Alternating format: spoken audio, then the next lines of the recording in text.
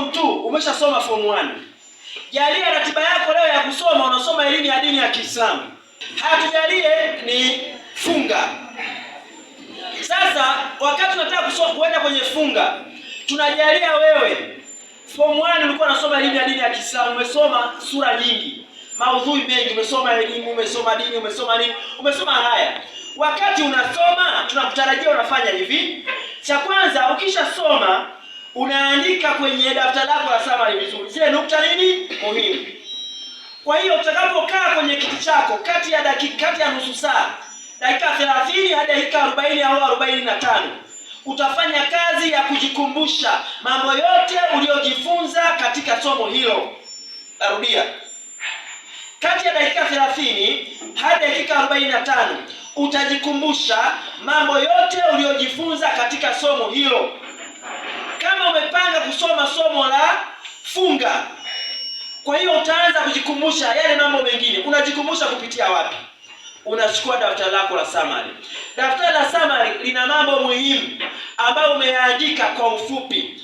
Kwa nini unayaandika kwa ufupi? Ili uwe bakie na kumbukumbu kwa muda mrefu. Kwa hiyo utakaa kwenye kiti chako pale, utaanza kupitia mambo muhimu. Unapita unaangalia hakuna jambo hili hapo, unakumbuka zile point.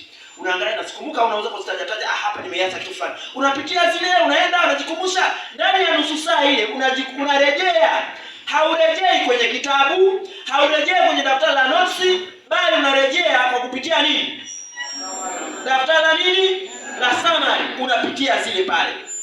Ndio maana mwalimu akatuambia hatua ya kwanza kujisomea, utapitia daftari lako la summary. Utasoma summary zako za somo hilo. Utaanzia form 1 hadi pale ulipofikia. Kwa nini tunafanya hivi? Nataka mwanafunzi mmoja anijibu. Kwa nini tunafanya hivi? Kwa nini? Kwa ufupi tunafanya hivi ili kujenga kumbukumbu ya kudumu katika yale mambo ambayo tumefanya nini? Wewe tu pamoja, unajenga kumbukumbu katika yale mambo ambayo uliyofanya nini? Uliyasoma. Ndio maana unapaswa urejee. Kwa hiyo, lakini la pili, mtihani wako wa kidato cha pili hawatakuuliza funga tu ambapo unataka ukae uisome. La pili, watakuuliza kuanzia yale uliyosoma form 1 ikiwa ni pamoja na nini? Ujue kazi ya daftari la summary. Moja ya kazi ya daftari la summary itatumika katika maandalizi ya mtihani.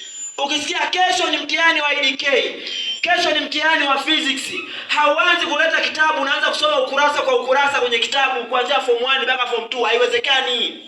Hauwezi kusoma notes daftari kwanza la form 1 mwanzo mpaka mwisho, haiwezekani. Utatumia summary zako, utajikumbusha, unapitia yale mambo muhimu ili ubaki na kumbukumbu katika kichwa chako, na ukiulizwa uweze kuandika pointi muhimu na utaeleza kwa sababu ulikuwa na kawaida ya kuweza kujisomea. Kwa mwanafunzi ambaye yuko makini, daftari lake la summary atakuwa nalo, atalihifadhi vizuri kwa sababu atakuwa analirejea mara kwa mara.